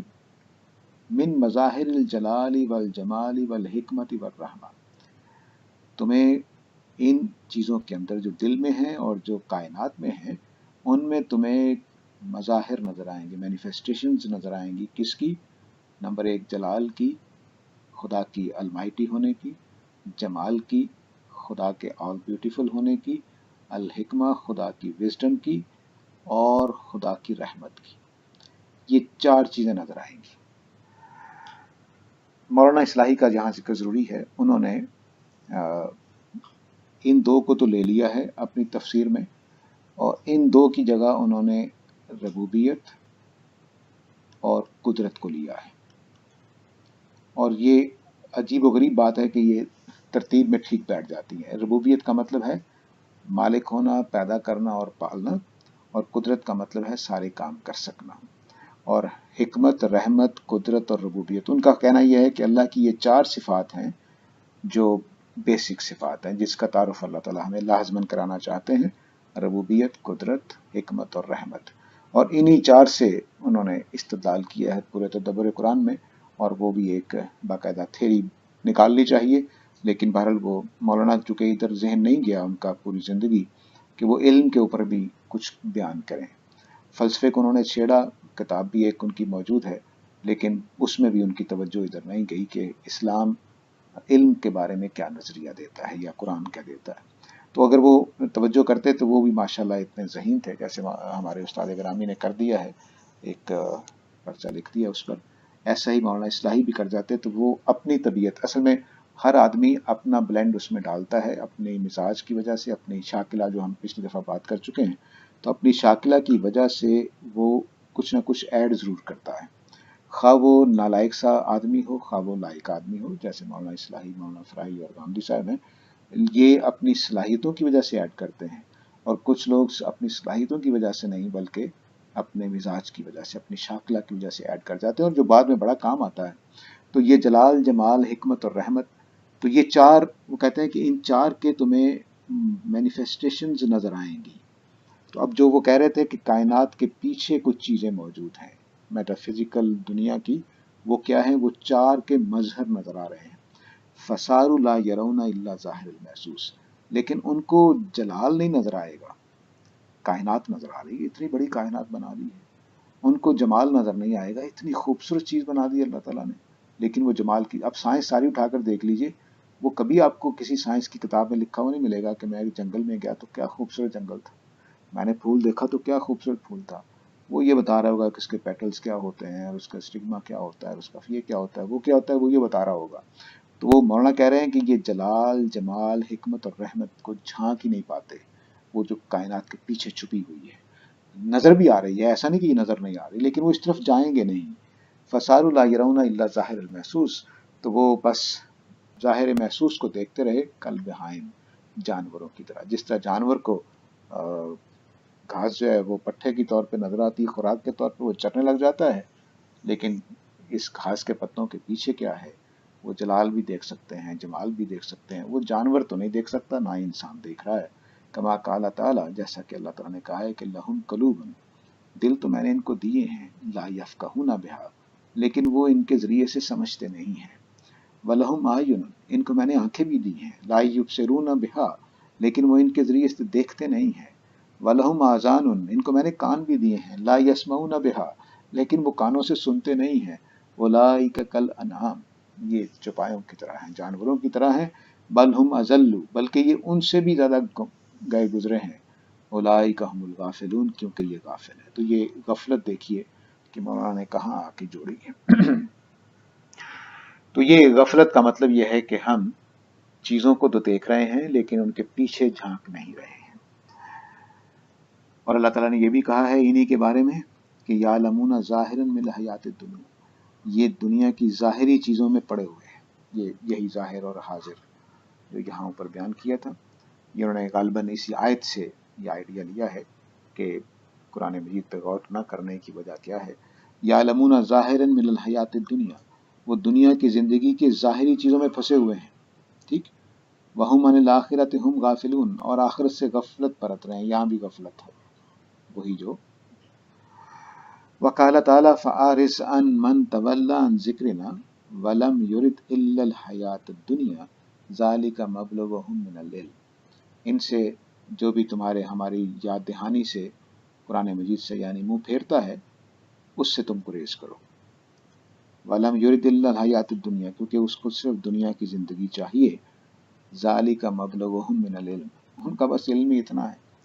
تو یہ جو قرآن مجید نے ان 3 آیتوں میں کہا ہے، مولانا نے اس کا نچوڑ نکالا کہ یہ غفلت ہے۔ تو قریش مکہ کس وجہ سے قرآن کے اندر سے یہ حکمت نہیں پا سکے؟ انہوں نے ان آیتوں سے یہ سمجھا کہ وہ غفلت میں پڑے ہوئے تھے، ظاہری دنیا کو دیکھ رہے تھے، لیکن اس کے پیچھے کیا حکمتیں ہیں، کیا باتیں ہیں، ان کو نہیں دیکھ رہے۔ اور انہوں نے اوپر جو بات کی تھی کہ یہ ظاہری چیزوں میں اور ان کے علوم میں پھنس گئے، ایک تو انہوں نے کہا تھا کہ ظاہری چیزوں میں، حاضر اور محسوس چیزوں میں پھنس گئے، اور دوسرے علوم میں پھنس گئے۔ اب علوم کی وضاحت کر رہے ہیں، غفلت کی انہوں نے یہاں وضاحت کی تھی کہ یہ غور نہ کرنا ہے، غفلت سے میری مراد چیزوں کے اوپر غور نہیں کرنا ہے۔ اور اب علوم کہتے ہیں کہ والعلوم التی استغل الناس بها من الطبیعیات والریاضیات والالہیات،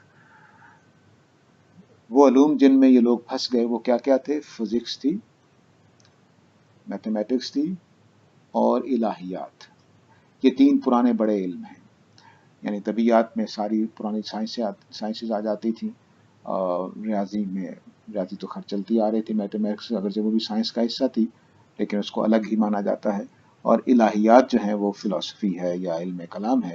تو کہتے ہیں یہ تینوں علم جو ہیں وغیرہ اور بھی دوسرے علم، کلھا متوجہۃ الی اغراض السافلہ، یہ کچھ گھٹیا مقاصد کو پورا کریں۔ بہت سخت تبصرہ ہے، اور ہم نے اس کو جو پولائٹ حجج القرآن کہا ہے اس کے یہ تھوڑا سا ہٹ کے ہے۔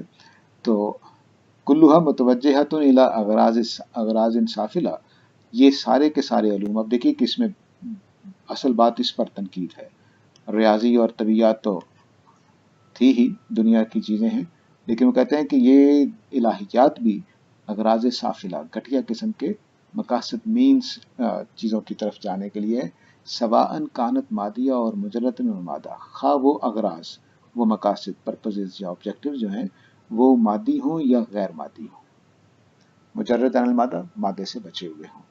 فہیہ من المشاغل الدنیاویہ، تو یہ سارے کی ساری ایکٹیویٹیز جو ہیں یہ دنیاوی قسم کی ہیں۔ الصارفہ عن النظر، یہ ساری کی ساری گھٹیا بھی کیوں کہہ رہے تھے؟ اس لیے نہیں کہ ان کی نیتیں بری تھیں، وہ ان کا مطلب یہ ہے کہ وہ غور و فکر سے دور لے جانے والی تھی۔ صارفہ عن النظر، کس پر غور کرنا؟ حق کے اوپر غور کرنا، وہ آیات ہی، اور اللہ کی نشانیوں پر غور کرنا، وہ بوسط ذالک فی موضع آخر، اس کو ہم نے ایک اور جگہ پر بھی بیان کیا ہے۔ اب ہمارا 1 گھنٹہ تو پورا ہو گیا ہے، اب سوالات کے لیے میں حاضر ہوں، اگر پڑھنا چاہتے ہیں تو یہ پڑھ سکتے ہیں۔ اب یہ 6واں پوائنٹ چلے گا۔ ساری صاحب میرے کچھ سوالات تھے۔ جی فرمائیے جی۔ ایک تو میں چھوٹی سی ساتھیوں کے لیے الہیات کا لفظ بار بار استعمال ہو رہا ہے، اس میں تاکہ فیسیلیٹیٹ ہو جائے ڈسکشن، یہ تھیولوجی ہے۔ جی بالکل تھیولوجی ہے، ٹھیک ہے ماشاءاللہ۔ اس میں ساجد بھائی، یہ جو غامدی صاحب نے جملہ لکھا ہے اپنے علم کی بنیاد 1 میں، اس میں عوام کے حوالے سے لکھا ہے کہ وہ کہتے ہیں کہ ضروری ہے کہ ان تاریکیوں سے نکلنے کے لیے استدلال کے فطری طریقے کو سمجھا جائے جسے منطق نے ترک کر رکھا ہے۔ جی جی، یہ جملہ بڑا معنی خیز ہے۔ اصل میں ارسطاٹل جو تھا، جتنی کو میں نے اس پہ تحقیق کی ہے کیونکہ مجھے اس کا ترجمہ کرنا تھا، ارسطاٹل یہ کہتا ہے، اس کا بڑا ہی محکم جگہ سے وہ اس نے بات شروع کی۔ اس نے یہ کہا کہ ہم اپنے سارے کے سارے لاجک کی بنیاد رکھیں گے فرسٹ پرنسپلز پہ، ہم ان کو جو بنیادی قضایا ہیں ان کو پہلے ہم ڈھونڈیں گے کہ وہ کیا ہے۔ اچھا، اس میں وہ اب اس سے یہ ہوا کہ وہ یہاں اس کی بنیاد تک بھی پہنچ گیا۔ اس نے یہ بات بھی کہہ دی کہ ہمارے اندر کچھ پوٹینشیلٹی موجود ہے وہی بات جو جاوید صاحب کہہ رہے ہیں کہ پوٹینشیلٹی اندر موجود ہے، آبجیکٹ باہر، رنگ کا کانسیپٹ اندر موجود ہے پوٹینشیل کے طریقے پر، باہر سے کوئی رنگ آئے گا تو ہم اس پہ رنگ کا حکم لگا دیں گے. اچھا اس نے یہ اس نے نہیں کیا جو ابھی ڈیکارٹ نے بھی نہیں کیا. ڈیکارٹ بھی بالکل اسی فطرے تک پہنچ گیا تھا آپ کے علم میں، لیکن ان دونوں نے یہ جو کام نہیں کیا وہ یہ ہے کہ ایک تو سورس متعین نہیں کیا کہ جو پوٹینشیلٹی اندر موجود ہے اس کا سورس کیا ہے، یعنی اس پر بحث ہی نہیں کی، اور دوسرا یہ نہیں متعین کیا کہ جو فنڈامنٹل پریمیسز ہیں جس پہ یہ ہمارے جو سلمان بھائی بھی ہیں اور آپ بھی ہیں کچھ چیزوں کو متعین کرنے کی کوشش کر رہے ہیں. غامدی صاحب نے علم کی بنیاد 2 میں کچھ چیزیں متعین بھی کی ہیں، انہوں نے بالکل چیزیں متعین نہیں کی، فطرت کے لفظ کو بالکل ایک ایمبیگویٹی کے ساتھ چھوڑ دیا. تو یہ میری تحقیق رہی ہے، اس پر آپ اگر کمنٹ کرنا چاہیں تو بڑی فائدے کی چیز ہوگی. دیکھیے میں اپنا کمنٹ جو ہے اس کو محفوظ رکھتا ہوں، اس کی وجہ بتا دیتا ہوں. میرے خیال میں مولانا فراہی کی اس کتاب کو پڑھ لیں. یہ میرے خیال میں ارسطاٹل کی بات، ڈیکارٹ کی بات، جس کو وہ فطرت کہہ رہے ہیں، اور میں آپ کو شاید یاد ہوگا دوسری یا سیشن میں تھا، پہلے سیشن میں نے صرف پوٹینشیلٹی کو ماننے سے انکار کیا تھا. میرے خیال میں مولانا فراہی پوٹینشیلٹی کے ساتھ ساتھ کچھ پریپوزیشنز کے علم کو بھی ہماری فطرت کا حصہ مانتے ہیں. مثلا خدا ہے، کائنات موجود ہے، آخرت ہونی ہے، خدا اکیلا ہے، اخلاق میں سچ اچھا ہے، جھوٹ برا ہے، اس کو بھی وہ اس علم کا حصہ مانتے ہیں. اس لیے میں ان کو سمجھتا ہوں کہ یہ بالکل ڈیفرنٹ بات کر رہے ہیں. اگرچہ ہم بات یہ کہہ سکتے ہیں کہ پرانے ان تینوں چاروں فلسفیوں نے فطرت کی بات کی ہے، بلکہ بہت زیادہ واضح طور پر ابو علی سینا نے اور ابن حزم نے بات کی ہے. ابو علی سینا کہتا ہے کہ ایک سکستھ سینس ہوتی ہے جو ہمیں یہ فیصلے کرنے پہ ہمیں صلاحیت دیتی ہے، اور ابن حزم کہتے ہیں کہ یہ وہ فیکلٹی ہے جس پر تمام فیکلٹیز بیس کرتی ہیں. اور انہوں نے فطرت کا نام نہیں لیا، لیکن وہ کہہ رہے ہیں کہ ہمارے اندر کوئی ایک طاقت اللہ نے رکھی ہوئی ہے. تو یہ باتیں سارے کر رہے ہیں. مولانا فراہی کا جو کمال ہے وہ اس سے ہٹ کر ہے. یہ سارے کے سارے اس میں پڑے ہوئے ہیں میرے استاد گرامی سمیت، کہ ہمارے اندر کچھ قوتیں ہیں، کچھ فیکلٹیز ہیں جو ہمارے اندر کچھ صلاحیتیں پیدا کر دیتی ہیں کہ ہم فیصلہ کر سکتے ہیں کہ ہاں جی 2 + 2 4 ہوتا ہے. ٹھیک ہے، میں بھی سمجھ گیا، آپ بھی سمجھ گئے، ہم نے چیزیں گن کر بھی دکھا دی. لیکن مولانا کہتے ہیں کہ نہیں، میرے پاس ایک علم ہے جو جج کا کام بھی کرتا ہے، کہ وہ کہتا ہے کہ نہیں یہ غلط ہو گیا ہے، یہ صحیح ہو گیا ہے. میرے اندر کی یہ فطرت جو بول رہی ہے کہ نہیں یہ جو ایتھیسٹ ہیں یہ غلط کہہ رہے ہیں. وہ کہہ رہے ہیں کہ یہ علم میرے پاس ہے. یہ اگلی بات ہے. یہ اگلی بات جو ہے وہ مولانا ثابت کرنا چاہتے ہیں، اور میرا خیال ہے کہ ان کی جو دین ہے، جو ان کا کنٹریبیوشن ہے، وہ یہی ہے. وہ نہیں ہے کہ وہ فطرت کی بات کر رہے ہیں. اس لیے انہوں نے ایک لفظ بولا ہے جزری علم. جزری علم ہے، پوٹینشیلٹی نہیں ہے. اور جو پوٹینشیلٹی کہتا ہے وہ ڈیکارٹ کی بات کہتا ہے، وہ ارسطاٹل والی بات کہتا ہے، وہ ابو علی سینا والی بات کہتا ہے، وہ ابن حزم والی بات کہتا ہے. مجھے اس کا انکار نہیں ہے، میں اس کو مانتا ہوں، لیکن میں اس سے اگلی بات بھی مولانا فراہی کی تسلیم کرتا ہوں اور اس کو سچا مانتا ہوں ابھی تک. اب مسئلہ میرے لیے یہ ہے کہ میں اس کو کم از کم اس جگہ لے آؤں جس جگہ کانٹ پراری نالج کو لے آیا تھا. مولانا نے یہ کام نہیں کیا. اگر وہ یہ بھی کر جاتے، جتنی ان کی ماشاءاللہ صلاحیت ہے، شاید ان کی صحت اور عمر نے ساتھ نہیں دیا، وہ شاید لکھ جاتے یہ فصلیں بھی، جو کہ تو ہم نے اکٹھی کر کے ان کی کوئی کتاب مکمل نہیں ہوئی. تو اگر وہ یہ کام کر جاتے تو جو سلمان حفیظ صاحب کے ذہن میں سوال پیدا ہوا تھا کہ اس کی مثالیں کیا ہیں، اس کو ذرا متعین کر دیا جائے، یہ ضرورت ہی نہ پڑتی. جیسے کانٹ کی بات کو متعین کرنے کی ضرورت نہیں. وہ کہتا ہے کہ پراری نالج پڑا ہوا ہے، میں 2 + 2 4 کرتا ہوں، بس ختم ہو گئی بات. اب اس جگہ لے جانا ہے اس کو، وہ کیسے لے جانا ہے، وہ مولانا فراہی کی کتاب پڑھ کے سارے شاید بیٹھ کے فیصلہ کریں گے کہ کیسے لے جانا ہے. لیکن بہرحال ابھی تک صورتحال یہ ہے کہ ابھی تک مولانا فراہی کی یہ بات پہنچ نہیں رہی ہے کہ پوٹینشیلٹی کے ساتھ ساتھ ایک علم بھی میرے اندر موجود ہے. علم، نالج، انفارمیشن، مولانا یہ کہنا چاہتے ہیں. باقی بات آپ کی ماشاءاللہ اچھی ہے، اس میں مجھے کوئی اختلاف نہیں ہے، وہ بالکل ایسا ہی ہے. یہ بہت شکریہ ساجد بھائی. ٹھیک ہے، آپ یہ بڑا انٹرسٹنگ ہوگا ہمارے لیے دیکھنا کہ اب اس کو وہ جسٹیفائی کیسے کریں گے. اب جتنی میں ساری زندگی مطلب ایک ادنا سے ذہن کے ساتھ خدا کو ڈھونڈتا رہا ہوں. میں نے کچھ ریکارڈ کے طریقے پہ میڈیٹیشنز بھی کی ہیں جاوید صاحب کے ساتھ، بہت طویل گفتگویں بھی کی ہیں خدا کی کانسیپٹ کے اوپر. مجھے کوئی ایسی چیز اپنے اندر مل نہیں سکی کہ میں یہ کہہ سکوں کہ خدا جو ببلیکل گاڈ ہے، ابراہیمک گاڈ اس کو یا تھیسٹک گاڈ کہنا چاہیے، وہ میرے اندر مل جائے کہ وہ موجود ہے، اور توحید کا تصور بھی بندی اندر سے اٹھ کر میرے سامنے. اب دیکھنا ہوگا کہ یہ اس کو جسٹیفائی کیسے کریں گے. بڑا آپ نے انٹرسٹنگ بنا دیا ہے اس کو، یعنی میں بڑا کیوریس ہوں. اب انشاءاللہ ہاں اگر تو انہوں نے یہ کام کر دیا تو یہ بہت بڑا بریک تھرو ہوگا. جی، میرا خیال ہے کہ ایسا ہی ہے، لیکن اب وہ چونکہ مولانا خود فلسفی اس طرح کے نہیں تھے، اگر وہ فلسفی ہوتے تو یہاں تک پہنچتے نا. آ، اصل میں ابھی تک آپ نے جو کام کیا ہے وہ اس میری جو سلائیڈ آپ کو نظر آ رہی ہوگی اس کے مطابق آپ نے کیا ہے. آپ نے یا ریزننگ استعمال کی ہے یا سینس پرسیپشن کے اوپر جو ڈاٹا آپ کے پاس تھا اس کو استعمال کیا ہے. آپ نے مولانا فراہی کا دیا ہوا طریقہ اختیار نہیں کیا ہے.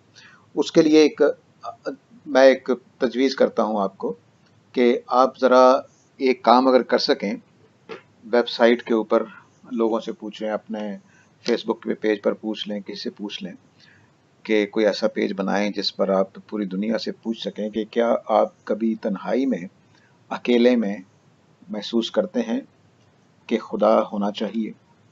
میں آپ کو یقین دلاتا ہوں کہ اگر آپ سوال سیکولر طریقے کا بنا لیں، مذہبی نہ بنیں، تو آپ کو 100% جواب آئے گا. میں اپنے اوپر قیاس کر کے یہ بات کہہ رہا ہوں، اس لیے ظاہر ہے کہ اس طرح سے یہ ڈاٹا اس کے پیچھے موجود نہیں ہے. لیکن ہمارے ہاں غلطی یہ ہو رہی ہے خدا کے ثابت کرنے میں کہ ہم نے ابھی تک یا باہر کے ڈاٹا کو انالیسس کرتے ہیں. قرآن مجید نے دو باتیں اکٹھی کی ہیں، جیسے کانٹ نے اکٹھی کی ہیں سنتھیٹک اے پرائری. یہ غالباً تورات اور انجیل کا اس کے اوپر فیض تھا کہ اس نے یہ دونوں چیزیں اکٹھی کی ہیں. اللہ تعالیٰ نے قرآن مجید نے انفس اور آفاق دونوں کو اکٹھا کیا ہے. جب تک ان کو تجرد میں یعنی الگ الگ دیکھا جاتا ہے تو یہ دونوں کسی کام کے نہیں ہیں. اکیلا انفس گواہی موجود ہونے کے باوجود بس اندر گواہی رہتی ہے، اس کو باہر کیسے بتاؤں میں، یہ آفاق ہے. تو مولانا نے یہ کام کیا ہے کہ انفس کو سٹڈی کیا ہے، انفس کو سٹڈی کر کے اندر کی ایک چیز بتائی ہے. اب باہر سے کو میں کیسے منواؤں؟ میں اگر میرے سامنے آ جائے برٹن رسل تو میں برٹن رسل کو کیسے بتاؤں کہ میرا اندر یہ جذری علم ہے؟ یہ مولانا کی کتاب پڑھ کے ایک کام ہو جاتا ہے، پہلی سیڑھی بن جاتی ہے. اگلی سیڑھیاں کیسے بنانی ہے کہ اس پر اتر کر برٹن رسل ہی میرے پاس آ سکے، وہ ابھی تک بنانی ہے. وہ جس نے بنا دی اس نے مولانا فراہی کی بھی خدمت کر دی اور اس نے قرآن کی بھی خدمت کر دی. غالباً قرآن ہی سے مدد ملے گی. تو بس اس دین کو مکمل ہونے دیں اس کتاب کو، پھر یہ باتیں جو ہیں یہ بعد میں کرنے کی ہیں، ابھی کرنے کی نہیں ہیں. یعنی میں نے بڑے پروجیکٹ بنائے تھے اس کتاب سے پہلے، حدیث کا بھی قرآن کا بھی، بلکہ دین کے اوپر میں نے ایک پورا فلو چارٹ بنایا ہوا ہے کہ دین کہاں سے پھوٹا اور کہاں تک جاتا ہے. یعنی ایک پورا ٹری ہے میرے ذہن میں دین کا، اس کو میں بیان کرنا چاہتا تھا. وہ میرے خیال میں اسلام، کرسچینٹی اور جوڈائزم واحد وہ دین ہے جو اخلاقی دین کے نام سے ہم منوا سکتے ہیں. پورے کا پورا ایک چیز بھی اخلاق کے دائرے سے نکلی ہوئی نہیں، بلکہ اخلاق کے بیچ سے پھوٹی ہوئی ہے. یہ میری سب سے بڑا پروجیکٹ تھا میرے ذہن میں کہ میں یہ کتاب لکھوں گا، اور اس میں شریعت وہی ہوگی جو میزان میں لکھی ہوئی، مجھے اس سے کبھی اختلاف نہیں ہوا. تو اب وہ صرف اس کی ایک ٹری کو میں بنا لیا ہوا ہے، اس کو میں نے بیان کرنا تھا. تو وہ بھی اب پیچھے رہ گیا جب سے یہ کتاب میرے سامنے آئی ہے. میں نے اس کو جیسے استاد ابراہیم بتاتے ہیں کہ میں نے وہ اسالیب القرآن دیکھی اور سیڑھیوں پر کھڑے کھڑے پڑھ لی. اس نے مجھے نہیں سونے دیا، پڑھ گیا بس. میں صبح جب یہ مجھے دے کر گئے سجاد صاحب درس میں، انہوں نے مجھے دی، اور بس شام تک میں نے اس کو گو تھرو کر گیا کہ یہ بات کیا ہے. بس جو حال سلمان حفیظ صاحب نے بیان کیا اپنا علم اضطراری پڑھنے کے بعد، یا جو آپ کے ترجمے سے مجھے محسوس ہو رہا ہے، اور جو آپ آج کے باتوں سے جو کیفیت آپ لوگوں کی ہے، بس اسی طرح کی کیفیت میری تھی اس کتاب کے بعد. میں نے پھر اپنا جو پی ایچ ڈی کا تھیسس ہے وہ بھی میرا یہی ہے. اس کا نام اگرچہ بہت ڈھیلا ڈالا سا ہے کہ ایپسٹمالوجی ان مسلم لٹریچر، لیکن بہرحال اس میں مولانا فراہی تک بات کو لیا. میں پرانا سارا کام کر لیا ہے ہمارے مسلمانوں کا، فارابی کندی وغیرہ سے لے کر باقی سب کو کر لیا. مولانا دور جدید کے لوگ رہ گئے ہیں، تو اس میں میں ان کو چاہتا ہوں کہ یہ انٹروڈیوس ہوں، ان کی پوری بات جو ہے وہ پہنچے. تو بات دیکھیے، اللہ خیر کرے. یہ میرا خیال ہے کہ مجھے جو لگ رہا ہے وہ بہت ڈفرینٹ بات ہے فلسفیوں سے. تو لیکن اب پڑھیں گے تو ہو سکتا ہے کہ آپ لوگ مجھے مجبور کر دیں کہ نہیں، یہ وہی بات ہے جو ارسطو نے کہی تھی، اور وہی بات ہے جو ڈیکارٹ نے کہی تھی اور کانٹ نے کہی تھی، اس میں کوئی فرق نہیں ہے. میں نے ایک امریکن ٹیچر تھے ادھر ہماری یونیورسٹی میں، ان کو جب یہ پڑھ کے تو اس کا خلاصہ بتایا تو وہ کہنے لگے کہ نہیں یہ تو کانٹ ہی ہے پورا. تو میں نے کہا I can't bear your comment. Sub politely کہا تھا. پوری پولائٹلی جناب. زبردست، شکر ہے کانٹ نہیں کہا، کچھ اور بھی کہہ سکتے. وہ اور کچھ دیر میں آیا نہیں نا جی، وہ پھنسا ہوا تھا میں وہاں. تو یہ بہرحال ایک میرا خیال ہے کہ اس کو پڑھ کے ہی آپ لوگ فیصلہ کریں. ابھی اس کو کسی کے ساتھ کمپیئر نہ کریں. ابھی یہ جو مولانا جہاں تک کر رہے ہیں وہاں تک تو ہم باقی چیزیں زیر بحث آئیں گی. جب وہ اپنی بات کرنا شروع کریں گے تو انشاءاللہ پھر ہم ساری چیزوں سے گریز کر کے ان کی بات سمجھیں گے، اور پھر انشاءاللہ فیصلہ کریں گے کہ وہ ظاہر ہے کہ کوئی آدمی بھی آؤٹ آف دا بلو تو نہیں آ جاتا. وہ یقیناً انہیں فلسفیوں کا بھی اثر ہے، مسلمانوں کا بھی اثر ہے، قرآن پر کا بھی اثر ہے. وہ ساری چیزیں موجود ہیں. ایسا نہیں ہے کہ وہ بالکل 100% بات اپنی ہے ان کی، لیکن وہ جو نقطہ دینا چاہتے ہیں وہ ان کا اپنا ہے، وہ ہم انشاءاللہ سمجھیں گے. سر یہ بڑی زبردست بات ہے، بیکاز جس طرح سے ہماری یہ ٹریننگ جاوید صاحب نے بھی کی ہے کہ کوئی بھی کتاب یا چیز پڑھنے سے پہلے آبجیکٹو رکھنا چاہیے اپنے ذہن کو، اور بائسز کو کوشش کرنی چاہیے کہ نکال دیں. تو میرا خیال ہے کہ ہم وہی کر رہے ہوں گے کہ اس میں جو بھی پری کنسیوڈ نوشنز ہیں ہمارے، میرے یا جنید کے یا جس کے بھی، ان کو ہم وہ ہے کوشش کریں کہ سائڈ پہ رکھ کے اس کو سمجھیں کہ مولانا کیا کہنا چاہ رہے ہیں. جی بالکل. بہت بہت عام نقطہ ہے، اس میں کوئی شک نہیں.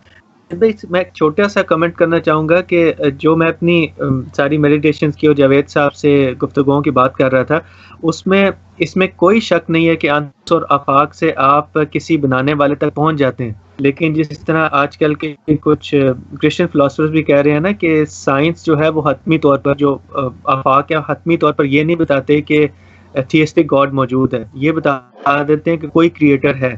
اس حد تک میں بالکل آپ کی بات سے متفق ہوں. میں جاننا یہ اللہ تعالیٰ یا ابراہیم گاڈ کو کہہ رہے ہیں کہ جن صفات سے وہ متصف ہے، اس کو کانسیپٹ اندر موجود ہے، تو وہ بڑا ایک بریک تھرو ہوگا. یہ بات نہیں ہے کہ مثلا وہ رحمان خدا موجود ہے. مولانا فرائی یہ کہنا چاہتے ہیں کہ خدا موجود ہے اور ایک ہے. یہ انفارمیشن ہمارے اندر موجود ہے. میں اس کا بندہ ہوں اور جواب دہ ہوں. یہ انفارمیشن میرے پاس موجود ہے. یہ نہیں کہ وہ خوبصورت ہے یا وہ بہت قادر ہے یا بہت قدیر ہے. البتہ یہ تصور ضرور ہوگا کہ وہ بہت بڑا ہے، بہت، کیونکہ خدا کے ساتھ جو تصور جڑا ہوتا ہے وہ تو ہے ہی، لیکن ڈیٹیلڈ اس کی صفات یہ ضروری نہیں ہے. ٹھیک ہے، اس کو ابھی ہم اٹھا رکھتے ہیں اس بحث کو. ساجد بھائی، ایک میں نے آپ سے اور چیز پوچھنی، تو یہ کہ امام فراہی ایک بہت بڑے آدمی ہیں. اس طرح ہماری امت میں کچھ اور لوگ بھی گزرے ہیں جن کی کچھ چیزیں میری نظر سے گزری ہیں. انہوں نے جو امام غزالی ہیں ان پہ بڑے سخت تبصرے کیے ہیں پرسنل لیول کے اوپر جا کر کہ یہ جاہل فلاسفہ سے مروب ہیں اور اس قسم کی چیزیں. امام فراہی نے بھی بڑے سخت تبصرے کیے ہیں. تو یہ ایسا کیوں ہو جاتا ہے؟ وہ ان پر حتمی حکم کیوں لگا رہے ہیں؟ ایسا کیوں نہ مانا جائے کہ جو غزالی ہیں انہوں نے جن چیزوں کو درست نہیں سمجھا ان کے اوپر بڑی زور سے تنقیدیں کی، اور جو چیزیں ان کو ٹھیک لگی انہوں نے فلسفے سے وہ لے لی. تو یہ مروبیت کا الزام کیوں لگایا جاتا ہے؟ چسپاں کیوں کیے جاتے ہیں لیبل؟ یہ اس کا کوئی بیک گراؤنڈ ہے؟ کوئی ایسی فضا تھی ہمارے یا کوئی مزاج تھا بزرگوں کا؟ نہیں، اصل میں ایک چیز ہے جو بہت بعد میں دریافت ہوئی ہے. ہمارے پرانے لوگوں کو پتہ ہوتی تو وہ شاید آسانی محسوس کرتے. وہ یہ ہے کہ کچھ باتیں ایسی ہوتی ہیں جو ہمارے پورے جو ہم نے فریم ایک بنایا ہوتا ہے پورے تصورات کا، اس کو توڑنے والی ہوتی ہیں. کچھ باتیں ہوتی ہیں جزوی اختلاف ہوتا ہے. مثلا آپ نے کہا جی کہ رفع دین نہیں ہے جی، بس ٹھیک ہے، کوئی مسئلہ نہیں، دین میں کوئی خرابی پیدا نہیں ہوتی. آپ یہ کہہ دیں کہ نبی صلی اللہ علیہ وسلم اللہ کے رسول ہی نہیں ہے، سارا دین درام سے گر جائے گا. جب یہ بات ہوتی ہے تو اس وقت یہ باتیں کی جاتی ہیں کہ یہ جاہل ہے یا فلانا ہے یا فلانا ہے. آپ دیکھیے کہ کسی ایسے آدمی پر جس نے جزوی طور پر اختلاف کیا ہو، سوائے چھوٹے علماء کے کبھی کوئی تبصرہ نہیں کرتا. لیکن ابن تیمیہ، امام غزالی، شاہ ولی اللہ، مولانا فراہی، سر سید احمد خان، یہ وہ لوگ تھے، اور مودودی صاحب، یہ وہ لوگ ہیں جنہوں نے پورے کے پورے اس فریم کو توڑنے کی کوشش کی جو ٹریڈیشن میں موجود ہوتا تھا. اس لیے ان کو یہ کہا جاتا ہے. مولانا فراہی چونکہ مروب کر دیتے ہیں، ان کو پڑھنے والے تھوڑے ہیں، ان کی کتابیں مشکل ہیں، لیکن جیسے ہی 100 سال اور گزرے گا، پڑھنے والے پیدا ہو جائیں گے، تو مولانا فراہی پر بھی ایسے ہی تبصرے ہوں گے. یہ ممکن نہیں ہے کہ ان پر تبصرے نہ، کیونکہ یہ بھی اس فریم کو توڑ رہے ہیں جو پورا ہم نے بنایا. پورا ڈھانچہ، ایک فریم، چھوٹا لفظ میں بول رہا ہوں، یعنی پوری دنیا ایک بنا رکھی ہے نا مسلمانوں نے. اس دنیا پیراڈائم بھی مجھے چھوٹا لگ رہا ہے اس لیے میں بول نہیں رہا، لیکن ٹھیک ہے، اگر بات کمیونیکیٹ ہو رہی ہے تو اچھی بات ہے. تو پیراڈائم جو ہے وہ پورے کا پورا توڑ رہے ہیں، اور یہ کام جو بھی کرتا ہے اس کو گالیاں پڑتی ہیں. ابن تیمیہ کو دیکھیے، ہمارے شاہ ولی اللہ صاحب کے زمانے تک ان کو زندیق اور پتہ نہیں کیا کیا الفاظ لکھے جاتے تھے. اب وہ امام ہیں، تو بس جیسے جیسے باتیں سمجھ نہیں آتی وہ فٹ کرنا ہے فریم میں. امام غزالی نے ایک نیا فریم آف مائنڈ دے دیا، وہ فلسفے اور مذہب سے مل کر بنا ہوا تھا. اس کو قبول کرتے کرتے امام راضی نے دیکھیے کہ اسی زمانے میں قبول کر لیا، لیکن بعد میں لوگوں نے قبول کرنے میں آہستہ آہستہ ٹائم لگایا. اس وقت غزالی کا طوطی بولتا ہے، اور ایسا ہی ان لوگوں کے ساتھ ہوگا. مولانا اصلاحی کو ڈاکٹر امین صاحب ہیں، بہت ہمارے جاننے والے، انہوں نے کہا کہ آپ نئی نئی باتیں کرتے ہیں، اسلاف سے اختلاف کرتے ہیں. انہوں نے کہا 100 سال بعد میں بھی اسلاف میں شامل ہو جاؤں گا. تو یہ کہانی چلتی رہتی ہے.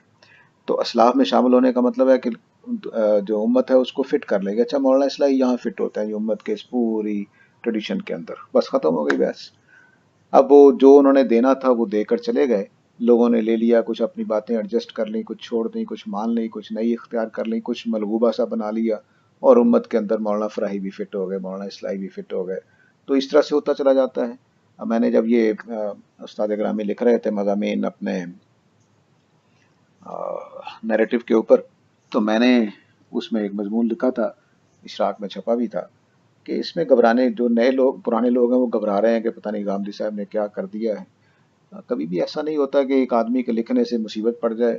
وہ میں نے کہا کہ 3 دھڑے ہوتے ہیں ہر قوم کے اندر، ایک علماء کا، ایک جو سیاستدان ہوتے ہیں، اور تیسرے مالدار طبقہ ہوتا ہے. یہ مل کر فیصلہ کرتے ہیں کہ غامدی صاحب کی رائے کو لینا ہے کہ ابھی تقی عثمانی صاحب کی بات چلے گی. یہ فیصلے کر رہے ہوتے ہیں، اسی سے دنیا میں تبدیلیاں آتی ہیں، ترقی ہوتی ہے. البتہ علمی دنیا اپنی جگہ پہ کام کرتی رہتی ہے. وہ مولانا فراہی پیدا ہوئے، کسی سیاستدان کے ہتھے نہیں چڑھے، کسی مالدار کے ہتھے نہیں چڑھے، لیکن انہوں نے مولانا اصلاحی پیدا کیے، غامدی صاحب پیدا کر دیے. انڈیا میں بہت سارے لوگ ہیں، اختر حسن اصلاحی اور پتہ نہیں کیا کیا. تو یہ وہ الگ سے ایک تحریک چلتی رہتی ہے، اس کا کوئی مسئلہ نہیں ہوتا. تو یہ میرا خیال ہے کہ ان کو گالیاں پڑتی ہیں، ان کو گالیاں پڑنی چاہیے. یہ کوئی اس کو برا نہیں سمجھنا چاہیے. جب ہم کہتے ہیں کہ فلانا جاہل ہے تو اس کو ہم یہ کہہ رہے ہوتے ہیں کہ وہ ہمارے اس پوری بات سے واقف ہی نہیں ہے، اس لیے تنقید کرتا جا رہا ہے. اب ابن حزم کے اوپر شاطبی کا تبصرہ دیکھیے کہ نہ وہ کبھی مدرسے گیا، نہ وہ کسی سے عالم دین سے پڑھا، اور اتنی تنقید کر دی ابو حنیفہ پہ اور فلاں پہ اور فلاں پہ. اور جس اصول فقہ کو انہوں نے شروع میں کہا کہ اب اصول فقہ علوم قطعیہ میں شمار ہو گئے ہیں، اسی علوم کو اگلی 2 جلدوں میں اڑا دیا. تو اب یہ اسی کتاب میں آپ دیکھیں کہ تضاد پایا جاتا ہے. خود کام جو ابن حزم کی تنقید کر رہے ہیں کہ اس نے حنفیت کو اڑا دیا، سارے وہ ظاہری ہیں چونکہ، تو جتنے بھی قیاس کرنے والے اور عقل کا استعمال کرنے والے ہیں وہ سب کو انہوں نے اڑا دیا، فلسفی بھی اڑا دیے، فقہ بھی اڑا دیے ابن حزم نے. اور خود کام جو شاطبی کر رہے ہیں وہ نئی اصول فقہ بنا رہے ہیں. یہ پہلے آدمی ہیں جنہوں نے 14 صدیوں میں کہا کہ جو سنت ہے وہ قرآن کے گرد گھومتی ہے. پہلے تو کسی نے نہیں کہا. وہ الگ انڈیپینڈنٹ مانا جاتا تھا، وہ الگ انڈیپینڈنٹ مانا جاتا تھا. تو یہ باتیں ہوتی ہیں. لیکن شاطبی کو بھی گالیاں پڑیں گی، سب کو پڑیں گی. گالیاں پڑنے کا مطلب یہ ہوتا ہے کہ ان کو بڑا آدمی مانا جا رہا ہے. بہت بہت شکریہ ساجد بھائی، آپ نے بڑی کنفیوژنس دور کر دی. بہت شکریہ. چلیں جی، اللہ حافظ.